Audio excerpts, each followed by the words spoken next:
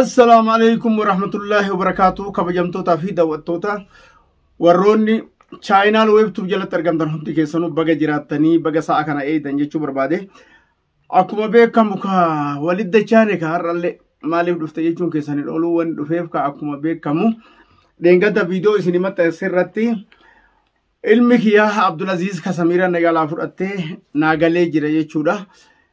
Akkuma san hirmaattota fi kabajamtoota fi daawwattoonni kiyallee koomentii na barreessanillee argeetiin jira. Galatooma ulfaadha baga gammaddan akkuma ani gammade isinillee akkana gammaddan hedduu koomentii keessan irrattillee argeetiin jira. Galata guddaa nama biraa fi rabbi biraallee qabdan jechuudha. Kanaaf achi as wanni deebi'eetiin video isin maxxasuu dhabee fi akkuma beekamu ka Abdulaziz haagaluu eegagalee asitti nama dhukkubsatee akkuma isin agartan san intaloo wan isin irratti dalagin hin jirtu jechuudha. Kanarraa kaka'een mucaa fuudheetiin Musayfarra deemanii ture. Musayfaa geesseetiin laalchisaa ture. Gara Musayfaa biyya kana magaalaa kana keessa jiru gurguddaa isaa Musayfaa sadii geesse. Musayfaa sadeenu agarteetiin natiijaan isaa homa tokko naa himan jechuudha. Rakkoon isaa rakkoo dhukkuba birootiin bilisa rakkoo biraa hin qabu. Rakkoo agarteetiin cinqii mataa jechuudha. Cinqii sammuutii wanni isaan himanii cinqii sammuu sanirraa kaka'e haala rakkoo biraa keessaa isaa galuudha ka'e kan rabbiin isa dhaqqabe jechuudha. Kanaaf galata rabbiin galanna haa ga'u. Kanarraa kaka'e dawaa isaaf ta'u agarteetiin waan ta'uu qabuu fi waan agarteetiin fayyaa sanirraa isa deebisu doktoroonni nu himte jechuudha. Kanarraa kan ka'e kaleef dheengadda akkuma doktoroonni nu himte saniin fayyaa isaa saniif jecha waan agarteetiin bakkattuu akka hadiiqaa yookaan argateetiin bakka hadiiqaatti bashannana jechuudha. Dirree bashannanaa bakka san geessaa nuun jedhanii akka agartee yaanaa fi cinqii isaa kun irraa galuu fi akkaataan isaan Samiiraa jedhamtu san mujrimtitti san itti dagatu akka irraanfatu jechuudha. Waan saniif jecha bakka naannoo akkasii san geessaa nuun jedhanii bakka san geessine kaleef dheengadda achirraan deemaa jirra. Bakka agartee naannoo bishaan daakii bishaan itti daakkan agartee bakka akkasii san geessaa maxaamota agartee bakka maxaamota naannoo agarteetiin inni itti bashannanu naannoo bashannanaa kan inni geessan jedhanii naannoo kana geessaa turre jechuudha kaleef dheengaddaa. Kanaaf jijjiiramni ni jira. Jijjiiramni alhamdulillah rabbiin galanna haa ga'u hedduu jijjiiramee jira jechuudha. Nullee haga dandeenye isii sun kaa'inummaa isiitiif agartee haala kaleessa inni keessa ture san haala kaleessa inni isii ka'eetiin hin jala deemisan akka yaadanneef waan san ittiin kakaasin anuun jechaa turanii sanillee akka inni irraanfatu gochaa turre jechuudha. Nu gara kennan akka isattillee zanni hin badin akka isattillee hin aariin akka agarteetiin fuulduraafillee ilma kennaa isan jibbine kana itti himaa turre jechuudha.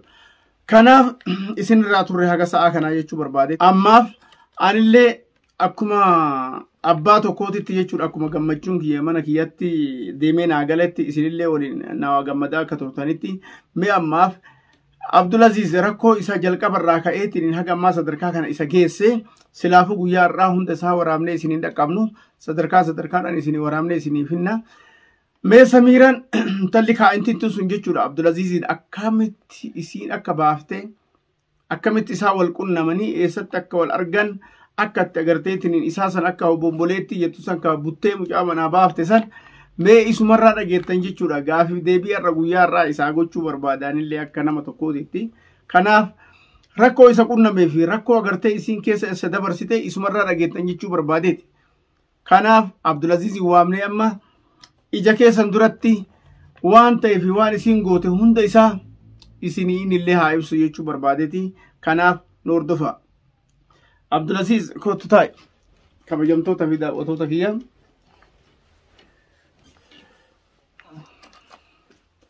Kabajamtoota fi daawwattoota kiyya hordoftoota kiyya kunoo Abdulaziz dhufee jira. Abdulaziz kana akka dheengaddaallee hin jiru alhamdulillah kunoo wayyaa'ee jira. Kanaaf mee salaama isin haa gaafatu salaamaan boodatti gara intarbii kennaa seenna jechuu barbaadeeti. Mee daawwattoota kiyya salaama gaafadhu. Assalamu alaikum warahmatullahi wabarakatuh. Akkam jirtan hordoftoota chaanala YouTube jalatti argamtanii. Eeyyeen dhufee jira jechuudha. Kanaaf salaamallee irraa qeebalaadha. Meeqa gara gaafii kennaa fi deebii kennatti deebina jechuudha. Gaafiin jalqabaa obbo Abdulaziz mee Samiiraa akkamitti wal bartan eessatti wal bartan Samiiraadhaan eessatti wal qunnamtan jechuudha. Kaa namni kun haala ulaagaa itti wal qunnamu qaba.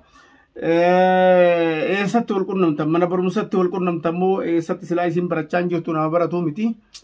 Eessatti wal agartanii eessatti wal qunnamtan jechuu barbaadeeti. Ayyee tamaam isinii ibsa.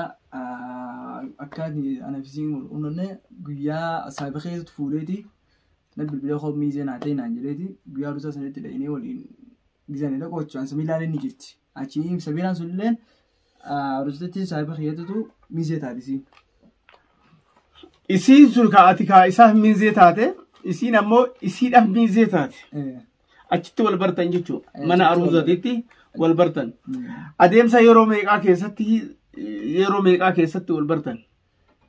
Kana yaani tuma baatii takkaa kana. Wal bartan jechuudha. Achiin booda maaltu argame?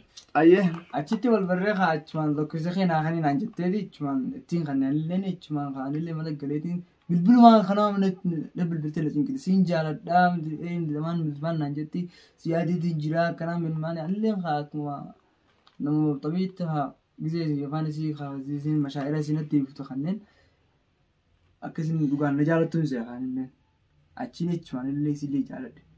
Achiin booda aruusni dhumatee erga aruusni dhumateen boodatti beellamni bilbilli addaan hin citu halkanii guyyaadha si bilbilti jechuudha.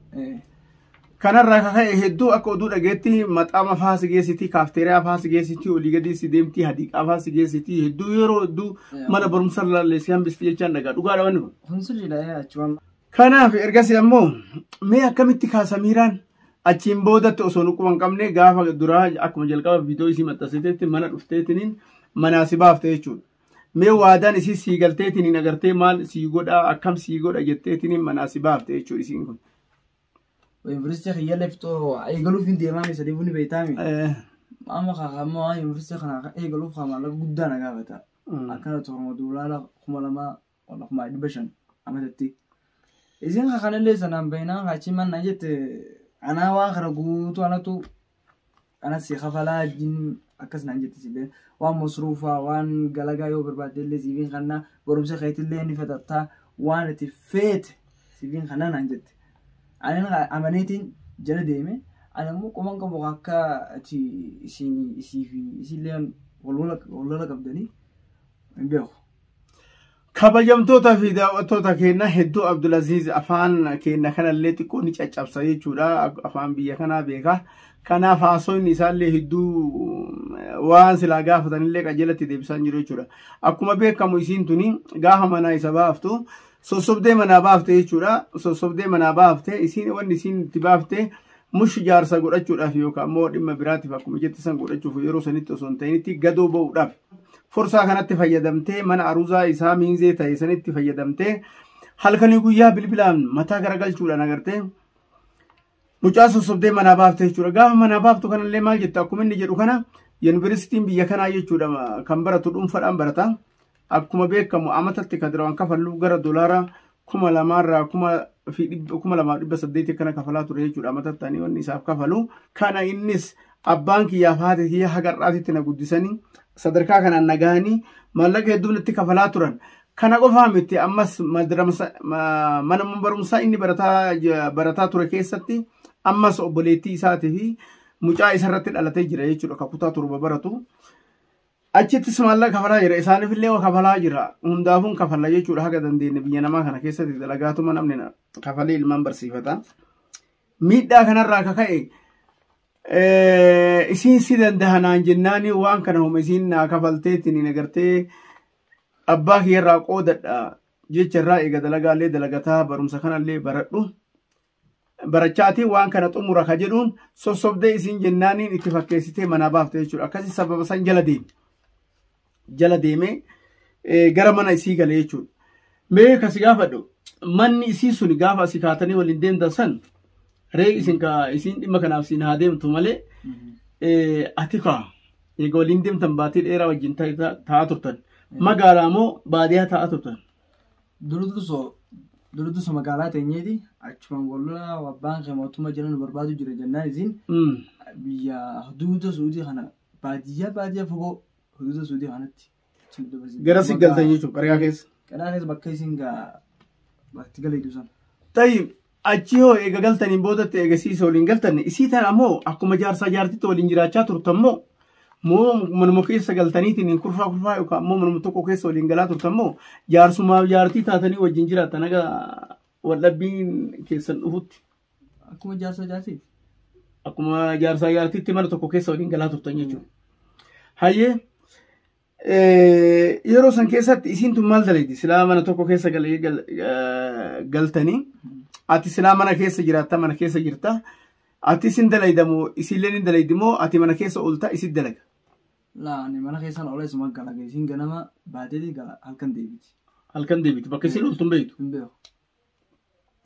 Kabajamtoota fi daawwattoota kiyyaa waan amma Abdulaziz jechaa jiru hin dhageettanii isiin kaa akkuma beekamu naannoo amma itti manni isaanii jiru san jechuudha bakka namoota hedduu itti abduubdu dalagaan isii kana jechuudha halkan baatee ganama baatee halkan galtii bakka garteetiin nama itti tuman bakka hawaalaa itti nama buusisiisan bakka kana namoota arabaa hedduu wajjin mujirmoota hedduu waan qabduuf jara kana wajjin dalagaa turte jechuudha inni waan kana irraan beeku amma dhugatti isiin jaalatteetiin jaarsummaaf isa fudhattee isa barsiifteetiin ammoo tariiti borganama tujaara ta'eetiin agartee qabeenya guddaa godhateetiin waan as deebi'een nus gargaaru itti fakkaate jechuudha. Kanarraan booda hoo maaltu argame fakkeenyaaf gaafiin biraa immoo yeroo gabaabaa keessatti as baateetiin kun atillee akkuma isiin jettu sana akkuma agartee abbaan kee jaarsa kiyya ka duraanii na jalaa baafatee faaris ka jedhu na jalaa fuudheetiin akkana godhee qabeenya na jalaa fudhatee daaba na jalaa fudhatee maal jettee haasaa turteetiin maqaa nu balleessaa turte akkuma san atillee isii saniin waliin as baatee akka nu agartee hammeennaaf maallaqa isii fudhannee daaba isii fudhanne jetteetiin as baatee himta mee irra hoo kabajamtootaa fi daawwattoota kiyyaanoo maal jetta jechi sun dhugaadha moo dhara mee Samiiraan dhugamatti nu daaba san jalaa fudhanneeti moo qabeenya isii san jalaa fudhanneeti moo faarisiin jalaa baasuu silaa dhugaa nu wakkanne kana sitti fakkeessitee waan san goote moo dhugama jettee asas baatee waan san miidiyaa kanarra taasifte. Laa kaayisitumaatu akkas jedheeti na sobdeesiin. Akkas naan jettee baakeetu qabeenya kiyya na jalaa fudhatee jaarsa kiyyallee na jalaa baachisiisee akkas naan jette siin anillee akkam na goote akkaati akkan isi jibbu na goote. Bareeda. Kanarraa kan ka'e isii silaa ganama baatee galgala galti. Kanaaf ammoo akkamitti wallabdan kaa wallabbii guddatu mana keessan keessatti uumamee eegas ammoo jaalalli keessan akkasitti mi'aayee daa'ima ta'ee Abdulaziz Meerkuyiidha Abdulaziz agarteetiin daa'imandiidha jetteetiin miidiyaarratti as baatee haasaa turte jechuudha Samiiraan. Akkamitti daa'imandummaa sun baddee meerkurummaa sun baddee bushooyteetiin agarteetiin sammuu hundi si tuqamtee sababni ati.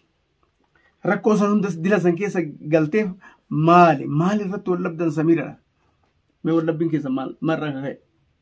Ayyee tasaniiti osoo kaanii asiin bahin diraman naan jette siin barsiisaa naan jette galagaa yoo barbaadde siifin kana qabeenya guutuu siifin kana naan jette achi na amisiisee cuma manallee ni ba'e gizeen bahu kaa gizeen achi ga'u magaalaa alaa gizee baanuuf ni gaafadhe waan barumsa kiyyallee ga'ee jiraati waan barumsa kiyyallee naa kanneen na barsiisiin jedhan.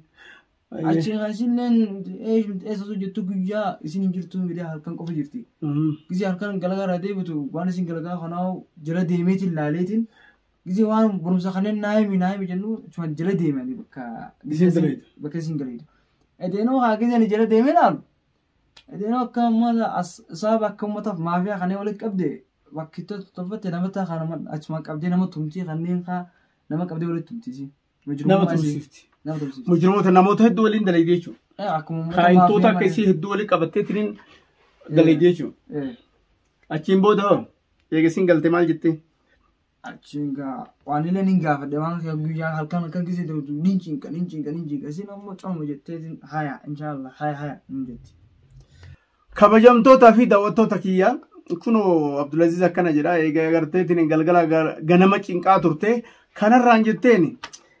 Ani wanni si fideef jaaladheetii miti ka si fidee duraanuu abbaa keettu jaarsa kiyya ka duraanii na jalaa baasee maallaqaa fi qabeenya na jalaa fudhatee kanaaf hin gadoo sassi ba'uudhaaf malee jaarsummaa si godhachuuf hin barbaadu yoo barbaadde achittuu si dabalaa yeroo sanattuu si dabalaa ka jettu gaafii kan dhiyeessiteef jechuudha. Kanarraa ka'anii wal lolanii aakiran manarraa unarraa bahin deemi abboo ani ka barbaadu ka biraate ka jettuun ta'e akkasitti manarraa. rakkoo biraatii deem jettee manarraa ariite jechuudha isaa kana. Manarraa gaafa ariitu san akkuma viidiyoo isii agartanii anillee isinii maxxanse shaanxaa manaa fudhatee deemee kan mana barumsaati fudhatee deemee uffata ittiin fudhate san qofa fudhatee mana kanaa ba'e qofa takka fudhatiin jechuudha carqii jijjiirratu fudhatee mana kana ambaanee huccuu san irraan jijjiirre jechuudha Samiiraan. Kanarraa ka'e eegasii shaaratti ariite. Eega shaaratti ariiteen boodattoo maaltu isa qunname Abdulaziziin maal ta'e akkamitti ammoo eega ari'amee boodatti mana sanitti deebi'e ka jedhuuf ammoo viidiyoo paartii lammata irratti isin waraabnee walitti deebinaa ammaaf kaardhaatiif kanumaan nu haa ga'u yeroollee waan nurraa deemuuf viidiyoollee waan nu harkaa dheeratuuf jecha kanaaf kabajamtootaa fi daawwattoota keenya viidiyoo biraatiin haga walitti deebinuutti horaan naa bula.